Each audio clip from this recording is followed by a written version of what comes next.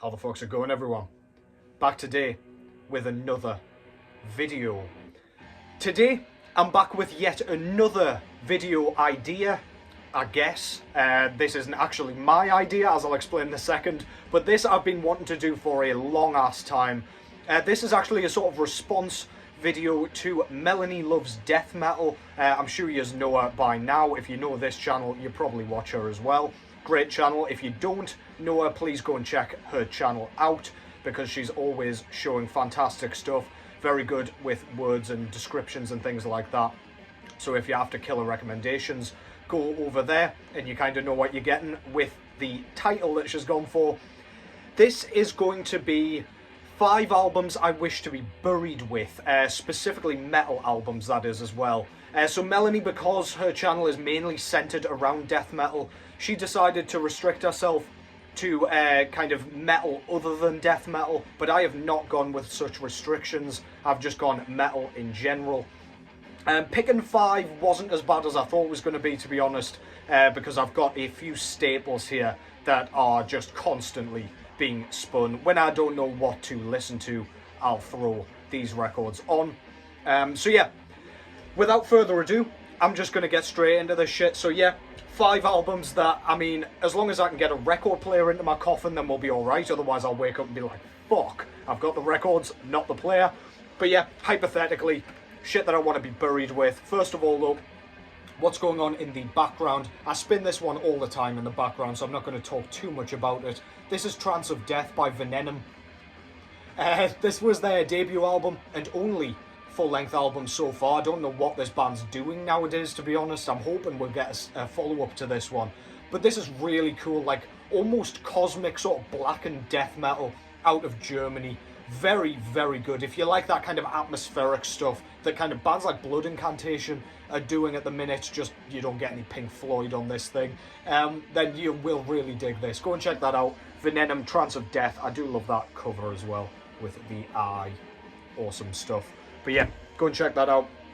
And let's get into this. Hopefully I won't ramble too much, because I talk about these albums all the time.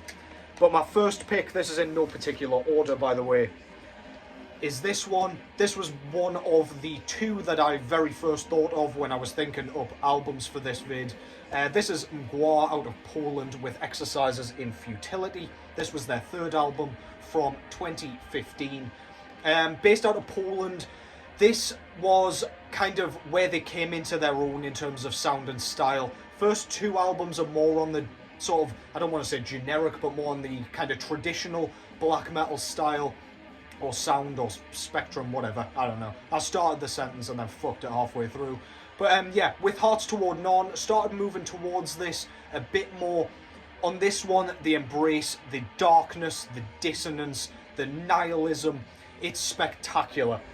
So we've basically got melodic black metal here, but not in a dissection sort of sense. As I mentioned before, we've got that kind of discordance and lots of repetition. Lyrics are super thought-provoking and very well researched. Drumming is outstanding. Darkside has such a dynamic and diverse style on this one, where he's using like ride bells all over his kit.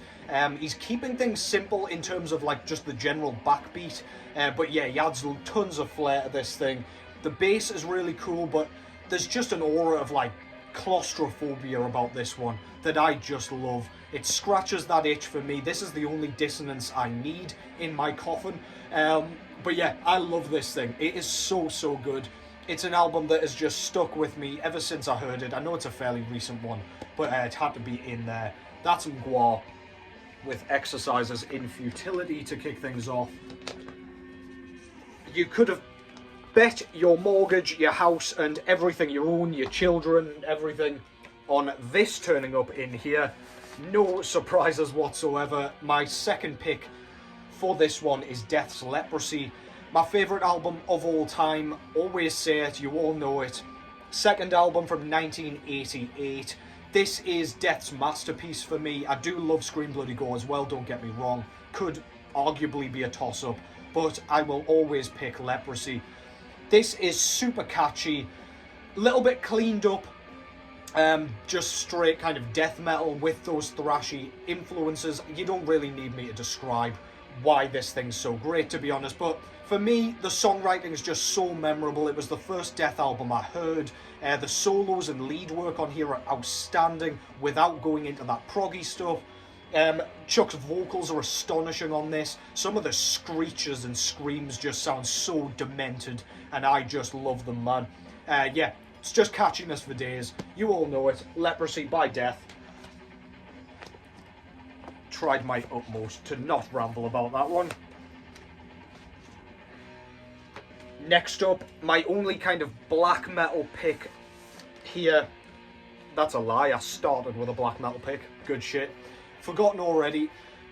I've gone with Bathory's Bathory. Now, this is another one of those albums where if I don't know what to put on, I'll put this on, because it's only a fairly short release, and it's just got everything I could want in an extreme metal album. It's raw, it's got that grainy production, but not too sort of staticky. It's not too like inaccessible in that sense. It's really memorable. Riffs for days. They're not swamped in sort of static and that kind of white noise that you'd get with some of the raw black metal bands.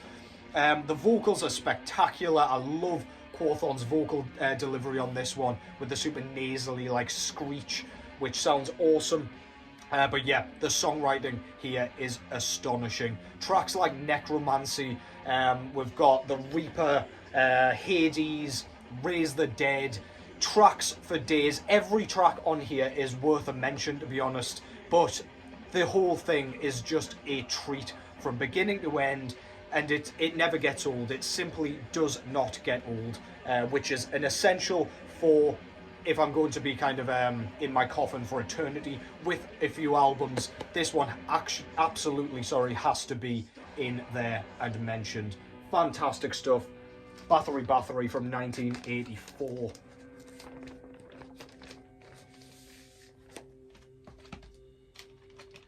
Next up, I had to get some thrash metal in here for sure, and I've gone with probably the obvious pick. I was between Rain and Blood and this one in terms of Slayer records to throw into my coffin before they slam the lid shut, but I've gone with this one. I feel like the kind of heavy metal approach on this one, because this was their earliest album, 1983, it just gives it that edge for me. It's more eternally appreciable, making up words again. But yeah, this for me is just so catchy, so well written. As I say, several elements to keep things interesting. It's not just kind of relentless thrash beats with kind of crunchy production as that Rain and Blood album is. This one has my favourite Slayer track on it. I was going to say my favourite track on it. It's definitely up there though. The Antichrist, which the riff on that, it's so traditional sounding, yet it's got that like thrashy brilliance, that bit of aggression that you need. It's just a treat from beginning to end. Black Magic is another of my absolute favourites on this thing. Die by the Sword, Evil Has No Boundaries. You all know it by now, but yeah, I guess if we're going to limit it to 5, this one has to be in there. Just throw my sleeve to the other side of the room. That's nice and handy. And finally, I had to get a traditional pick in here. Granted, Show No Mercy kind of scratches that itch. This one, I was between Merciful Fate and indeed King Diamond, but I've gone with King Diamond anyway. This is Abigail from 1987. And this one, again, first King Diamond material that I'd heard. I heard this before Merciful Fate as well. So this one just has a special place in my heart. King Diamond's vocals are at the peak of their powers on this one. If you ask me, they are obscenely high-pitched, to the point of being like, it almost sounds like it shouldn't be him singing. It's just absurd that a guy can get that high and kind of maintain it. But yeah, I digress. You all know what King Diamond's about at this point. This is a concept album about a sort of haunted house, basically. Lots of hauntings, lots of macabre shit going on. Very, very cool. But yeah, the tracks are the most important thing, and my god, we've got some bangers on here. Arrival, The title track, Abigail, the 7th of July 1777, the 7th day of July 1777, A Mansion in Darkness. It's just a masterpiece. The lead work on here is sensational. The riffs are sizzling. The choral hooks are just indelible. They will never leave your head once you've heard it. It's just a timeless classic for me, and one that, again, along with all of those records I've just mentioned, will never ever get old. I love this thing, man. King Diamond has several albums I could have tossed in here, but Abigail is certainly my pick for my coffin playlist, if you will. So yeah, that's Abigail, King Diamond, out of Denmark, of course. And that concludes that. A nice fleeting 10-minute video. I might even get another one done today. But yeah, hope you enjoyed that. Thank you to Melanie Loves Death Metal for the fantastic idea, and sorry it's taken so long to respond to that goddamn thing. That's just entirely my bad. But yeah, let me know what your picks would be. Let me know what you think of my picks. None too surprising, I don't suppose. But yeah, take care as always, and I will catch you in the next one.